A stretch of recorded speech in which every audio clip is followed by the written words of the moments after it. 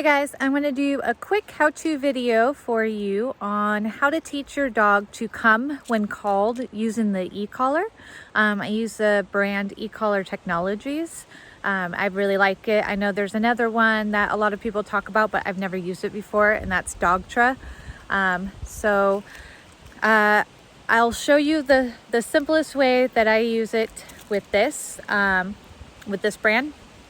And I would suggest, if you want to look at Dogtra, find some how-to videos on those too, see what the differences are between each of these tools. Sorry, couldn't think of the word. So I have Miss Booma. Booma has not had an e-collar on for quite a long time. So I'm just putting it on her today just for the simplicity of making this video for you guys. A lot of times if I'm making a video with a dog that's still in learning and they can't just hang out with me, then it kind of makes it very difficult to film it. So I'm using my easier dog just for the sake of being able to show you guys step by step what to do. So first off, your dog should have a working number, which means that's the number that they feel on their neck. It's not overwhelming, at least not through our visual sense. So it looks like the dog is functioning just fine. Nothing is out of sorts with the dog. So that's what I'm looking for when I find a working number. But I can tell that the number is working because the more repetitions that we do, if I just push the button on the remote, the dog will come to me without me having to use the verbal. So that's how I know that they're putting pieces together, that they feel the sensation. They know that it means to come back to me because this is the context that I'm teaching it in. And then the dog doesn't look stressed out. They're not running to me in a way that they normally don't run to me in, which is more out of like fear or uncomfortable feelings. Their tail's not tucked. They typically look exactly the same as if the e-collar was not on them. That's my goal. So the differences in the numbers on the e-collar, the difference in feeling, what I mean, is really small.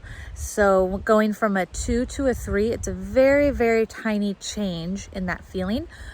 Dogs are very sensitive though, and they still sometimes can get affected by just changing one number to the next.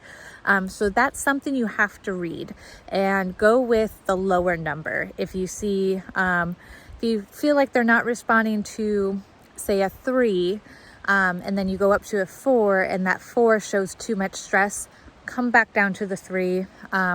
And more than likely they are feeling it.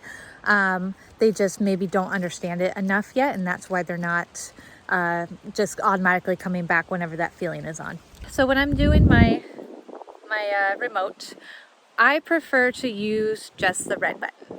So the red button allows you to hold the stim on the dog for up to 10 seconds. So they're gonna feel that feeling for up to 10 seconds unless I let it go. So I can just press it and hold it for however long I want it to stay on. The black button, I can push and hold, and no matter what, it's only gonna give a 1 second feeling, okay? So that's the difference between the two. The thing that I like about the red button is, and it's a practice thing, so it doesn't always come very easily right away, but I just will do a quick tap, and it's the same thing as if I was using the black button. So that's why I prefer the red. It just makes it a little bit simpler, so I don't have to worry about switching buttons. That's just for me. So I'm gonna press and hold her button at, I'm gonna start her on a 3 because it's been a while. I don't really know her numbers anymore, so she might be really sensitive to it. And what I'm gonna do is press and hold the button, and then I'm going to say, Booma, come, and she'll come back to me. And I'm gonna give her some food reward at the end, so that way it's fun, it's a game to come back to me. So I always do rewards. Even if dogs make a mistake or if they blow me off, I'm still really excited every single time they come back to me, because the more stress that you put on them actually getting to you, the less likely you're going to find that they want to come back the next time. And so then the only reason why dogs are starting to come back to you is because you're using a correction. So I want this to be a relational thing. I want the dog to love coming back to me no matter what the situation is. Dogs are sentient beings, just like humans. We all have feelings. We make mistakes. So sometimes we make poor choices, and that's based off of that individual dog and what their motivations are. So this is a perfect tool to help you in situations that end up being really hard for your dog to choose what to do. So I don't like to make this a battle of force, I guess would be the right term for it. I want this to be fun for everybody involved. I am allowing my dog to go at a further distance from me by having this recall down really well, and by and having a tool that can speak to them, you know, at a distance. And by speak, I mean, it's pretty much getting their attention. If I'm blasting the dog on too high of a correction, again, that turns into way too negative of a thing. And so then there's some repair work that has to be done in order to get the dog to understand that that was just a one-time thing and they need to come back. So anyways, I'm gonna move on from that, and I'm gonna show you my dog. Okay, so here I have Miss Buma. Buma is almost 10. This October she'll be 10. So I'm going to, she is naturally a sticky dog. That is, she's been like that since puppyhood. She's got a lot of insecurities. So she just always naturally would stay close to me, which can make this training a little bit harder if you have a dog that does that. So one way to combat that is if you take a little bit of kibble. I'm gonna walk her over here where it's easier for her to eat it, not in the gravel. But I can stick some food over here, and I'm gonna get away from her.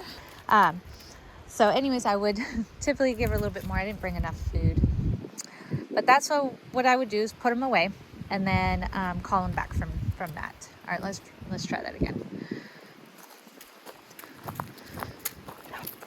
All right, so I'm gonna go quick. I'm gonna press and hold. Buma, come. Yes, good girl. Give her some food.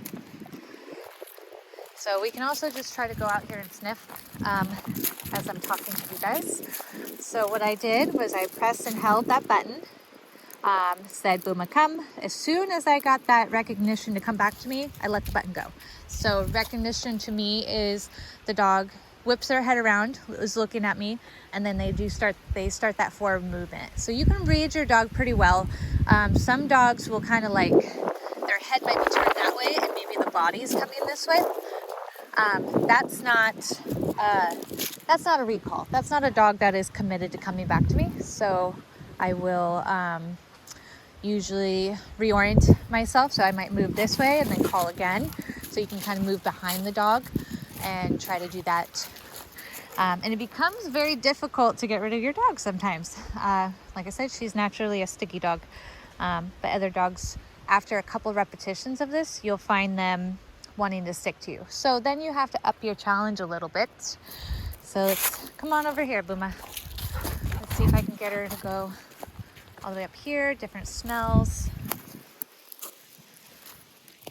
It's not muddy right here. She's a little tougher for me to do that.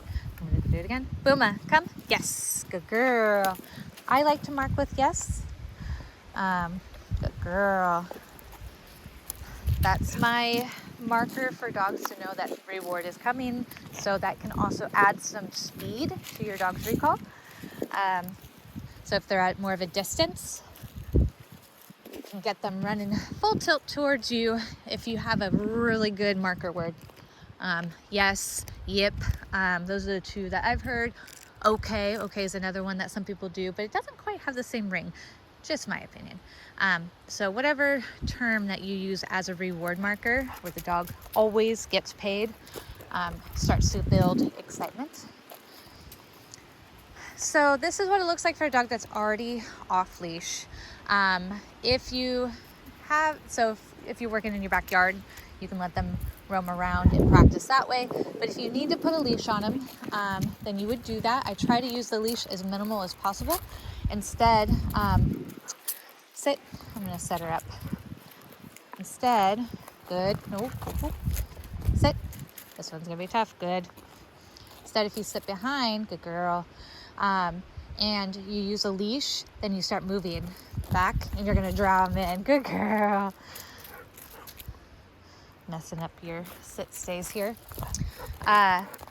So that's kind of the basics of it. But put your dogs in situations when they're ready, after you've practiced them coming back to you enough times. Make sure to put your dog in situations that are tougher.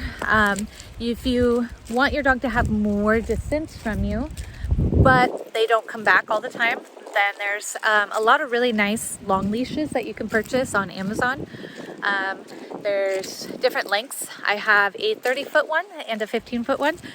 Sometimes I'll attach it to the dog's leash. So a lot of my dogs will have a slip leash on, and so I just attach the long line to that.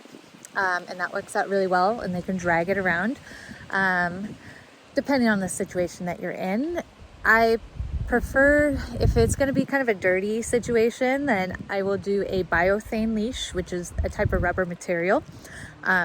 And that's awesome because you can wipe it down with like a sanitizer, rag, and just, yeah, get it really nice and clean and not so nasty. If you have any questions, let me know.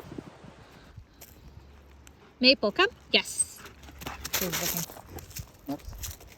Dropping food. Maple, right here. All right, let's see if I can get her distracted again. So another way, if you do have a dog that sticks with you, you can call them off of food. So if I was to put like a pile of food there that she was looking for, then I can use that as a distraction if you need it. But I think I can get her to do her own thing for a second. All right, so I'm gonna... Maple, come. Yes. Maple, come. Yes. Good girl. So I waited until I got yes. I'm gonna do double yes on that one. So for that one, I waited until she was actually committed. So if you saw, she kept looking back. She'd start coming towards me, and then she would look back somewhere else. So I held that red button. I did not let it go until I got that commitment from her. So that's an important step. Or if she was to have like run all the way past me, if she goes that way, then I'm gonna do the same thing. The button's gonna go back on. I say Maple come, and she's gotta come all the way back.